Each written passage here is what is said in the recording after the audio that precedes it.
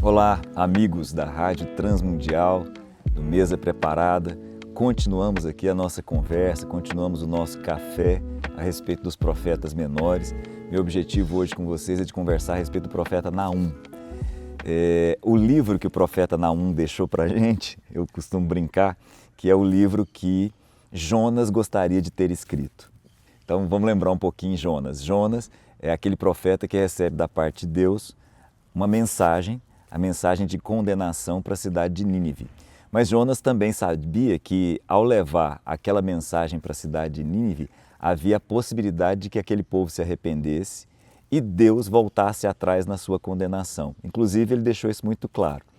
Muito bem. No entanto, o dia de Nínive também chega. É bom que a gente entenda isso. Quem são os assírios? Quem são os ninivitas? A Assíria foi um dos principais impérios do que nós costumamos chamar de Antigo Oriente Próximo. A Assíria de Assurbanipal, de Senaqueribe, foi de fato um império muito importante na Mesopotâmia. Antecedeu a grande Babilônia de Nabucodonosor. A Assíria teve como seu símbolo maior o deus Assur, exatamente o deus da guerra, porque os assírios tinham uma impressionante qualidade do ponto de vista das guerras. Ele, inclusive, o povo assírio, foi utilizado na expressão de um dos profetas como navalha de Deus para raspar o cabelo de alguns povos. No entanto, os ninivitas, os assírios, exageraram demais no tom e eu vou começar a nossa conversa a respeito do profeta Naum pelo seu último versículo. A profecia, a palavra, a voz do profeta Naum é uma voz de condenação contra os assírios, cuja capital era Nínive. E a última parte, o último versículo diz assim: não há para a sua chaga cura.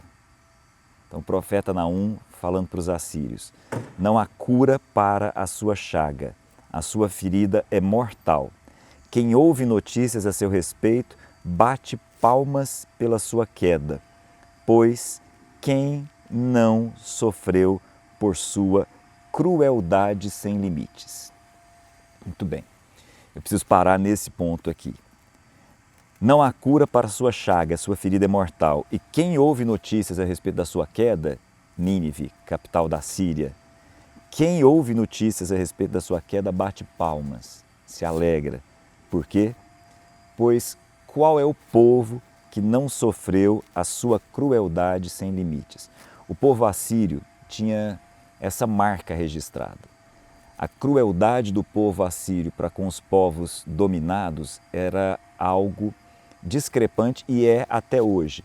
Os arqueólogos, os historiadores, os conhecedores mais profundos a respeito da cultura desse povo nos ensinam algumas coisas. Eu vou tocar em alguns pontos com vocês, mas o primeiro é esse. À medida que esse povo foi crescendo, se desenvolvendo na arte da guerra, eles perceberam a importância de mexer com a mente dos seus inimigos. Então, entre as técnicas que os assírios tinham para demonstrar a sua força e a maneira como eles poderiam fazer uma série de coisas contra os povos e de fato faziam, era a sua deportação. A deportação dos assírios é diferente da deportação, é diferente do cativeiro dos babilônios. Os assírios, ao marchar com os povos deportados, iam desenvolvendo práticas que deixavam uma marca de medo em todos os outros povos. Por exemplo, não era incomum que os assírios arrancassem os olhos das pessoas à vista de todo mundo. Não era incomum que os assírios cortassem de um líder os pés e as mãos. Imagina isso. Imagina os pés e as mãos de uma pessoa sendo cortada, depois cauterizada com fogo, de tal forma que a pessoa não morre porque a hemorragia é estancada, mas fica ali, aquela pessoa sem pés e sem mãos. Mas não para por aí não. Os assírios desenvolveram uma técnica de arrancar a pele do corpo das pessoas vivo e deixar a pessoa morrer com seu maior órgão ali à amostra. E faziam questão de depois pegar essa pele seca e colocar na frente dos povos conquistados. Era comum que os assírios fizessem decapitação, era infelizmente muito comum que os assírios desenvolvessem uma técnica muito muito dolorida e que chamava muita atenção de todas as pessoas, que era o que nós chamamos de empalamento, onde uma estaca era enfiada no umbigo da pessoa, mas muitas vezes não só através do umbigo, através do ânus. Então, uma estaca era enfiada através do umbigo do ânus e a pessoa ficava em pé, empalada, esperando lentamente a morte à vista de todo mundo. Então, como o texto diz aqui no seu último versículo, a Assíria, os ninivitas, passaram no ponto na sua crueldade sem limites. Muito bem. Então, voltando, agora eu vou voltar no primeiro capítulo e no primeiro versículo. Do mesmo jeito que nós acompanhamos o profeta Obadias com uma mensagem contra Edom, nós agora temos o profeta Naum com uma mensagem, uma advertência contra Nínive. Isso já tinha acontecido com Jonas, só que agora ela vem de uma maneira muito mais pesada e sem volta. Agora, os ninivitas atravessaram um caminho sem volta. Agora, não dá mais para interromper o processo que vai se iniciar. E aí o texto diz assim, versículo 2: O Senhor Deus é zeloso e vingador. E repete, o Senhor é vingador, o seu furor é terrível. O Senhor executa vingança contra os seus adversários e manifesta o seu furor contra os seus inimigos. E aí, mais uma vez, eu vou tocar nesse ponto. O profeta está usando uma linguagem poética, o profeta está desenhando um quadro, inclusive ele vai desenhar imagens que são muito interessantes quando a gente conhece um pouco da história da queda de Nínive. Mas eu queria chamar a atenção para uma coisa que muita gente acha estranho, muita gente se espanta, porque o texto diz, o Senhor Deus é zeloso e é vingador. Ele faz questão de frisar, ele é vingador. Você fala assim, puxa, mas o Senhor é vingador? O seu furor é terrível. O Senhor executa vingança contra os seus adversários e manifesta o seu furor contra os seus inimigos. Eu vou colocar aqui duas questões para facilitar a nossa leitura a respeito dessas partes das Escrituras. Os estudiosos costumam dizer que há duas técnicas na escrita. Há uma técnica que a gente chama de técnica antropomórfica, ou seja, quando nós colocamos formatos, morfia de Deus, morfia dos homens em Deus. Por exemplo, quando a gente lê os pés de Deus, quando a gente ouve a respeito de um profeta dizendo da mão de Deus, na verdade, Deus não tem pé, Deus não tem mãos, Deus é espírito. Então, essa é uma linguagem antropo, de homem, mórfica. Então, é como se nós estivéssemos dando forma de homem a Deus para que nós tenhamos uma linguagem compreensível a nós mesmos. Mas há uma outra técnica chamada de antropopaica, quando nós colocamos sentimentos que são associados aos homens a Deus. Por exemplo, a vingança, como por exemplo a ira, o furor, o arrependimento, né? Então, como se nós utilizássemos uma linguagem que é usada para os seres humanos aplicadas a Deus. Por quê? Porque é a linguagem que nós temos, simplesmente é a linguagem que nós temos. Mas não fique imaginando, na sua ingenuidade, que quando nós falamos de zelo de Deus, de ciúme de Deus, de furor de Deus, de ira de Deus, de vingança de Deus, que ela se aproxima daquilo que os seres humanos fazem. Deus não reage como nós reagimos. A ação de ira de Deus, de indignação da parte de Deus, não é como a nossa. Nós somos muito afetados e afetáveis. Não, são palavras humanas dirigidas a Deus, porque Deus agora olha para a crueldade dessa nação e diz, chega. E aí o profeta diz assim, versículo 6, quem pode resistir à sua indignação? Quem pode resistir à indignação do próprio Deus? Quem pode suportar o despertar da sua ira? O seu furor se derrama como fogo, as rochas se despedaçam diante dele. O Senhor é bom, uma fortaleza no dia de angústia. Ele conhece os que nele se refugiam. Interessante isso. Ele vai traçando uma série de características de Deus e diz, o Senhor é bom, uma fortaleza no dia da angústia, e o Senhor conhece aqueles que nele se refugiam. No entanto, voltando a Nínive, mas com uma enchente devastadora dará fim a Nínive, perseguirá os seus inimigos até as trevas.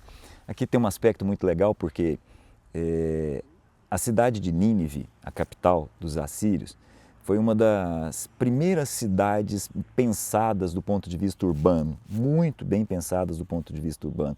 A primeira biblioteca significativa de que nós temos notícia ficava lá. E aí, abrindo parênteses, biblioteca precisa ser entendido naquele contexto. Na verdade, era um conjunto de tabuinhas, né? Porque os escritos ficavam em tábuas de argila, né? Aquilo que a gente chama de tablets, né?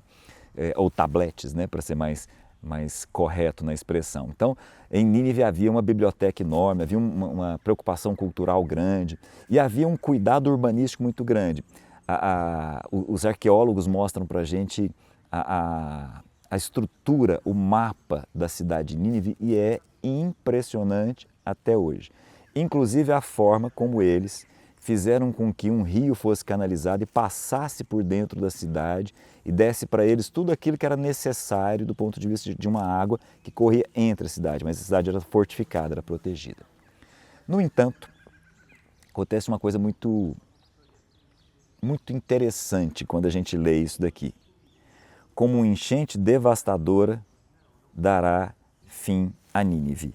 E se você for mais adiante, no capítulo 2, você vai ver uma repetição. As comportas dos canais são abertas e o palácio desaba. A história diz, as crônicas babilônicas nos contam como é que essa cidade caiu. Porque os muros que ficavam ao redor da cidade, e nós temos resquícios arqueológicos dele, os muros eram tão altos e tão largos que permitiam no seu topo a passagem de 2 carruagens. Então, como conquistar uma cidade dessa? Num certo sentido, para aquele momento, era intransponível. Então, quando a Babilônia cresce e vai ser nas mãos de Deus o instrumento, a ferramenta para acabar com tanta crueldade, como invadir uma cidade dessa? Uma cidade que está muito bem resolvida do ponto de vista de água, muito bem resolvida do ponto de vista de alimento durante anos. O que acontece é o seguinte, exatamente esse rio, a crônica babilônica conta para a gente, exatamente esse rio que dava muita vida para a cidade, num determinado momento tem uma enchente. Esse rio se levanta e faz com que os muros de uma parte da cidade caiam e os babilônios pudessem entrar e derrotar aquele povo. Nínive, versículo 8, capítulo 2, é como um açude antigo cujas águas estão vazando. Olha que coisa. Olha que coisa interessante, né? O profeta trazendo para a gente aqui uma realidade do próprio Deus agindo do jeito que Ele quer, com quem Ele quer, fazendo o que quer. Essa é uma mensagem importante, porque Deus não é Deus dos seus preferidos, Deus não tem queridinhos. Os israelitas não são os favoritos de Deus, os israelitas são levantados por Deus para ser luz, assim como a comunidade eclesiástica é levantada por Deus para ser luz, mas nenhum ser na face da terra é mais amado ou menos amado por Deus. É bom que a gente entenda isso. Os povos têm um único Deus. Os ninivitas só tinham um único Deus porque só há um Deus. E esse Deus que é Deus de todos, Deus dos Edomitas, Deus dos Moabitas, Deus dos israelitas, Deus dos egípcios, Deus de todos os tempos, age quando quer, da forma que quer, no dia que quer, usando quem quer que seja para exercer os seus planos e sempre atuando em favor do bem, sempre sendo, como o texto diz para a gente, bom. É bom que nós não nos esqueçamos disso. No meio de tudo aquilo que nós estamos lendo, é bom que a gente guarde. O Senhor é bom, versículo 7, capítulo 1. Uma fortaleza no dia da angústia, e Ele conhece aqueles que nele se refugiam.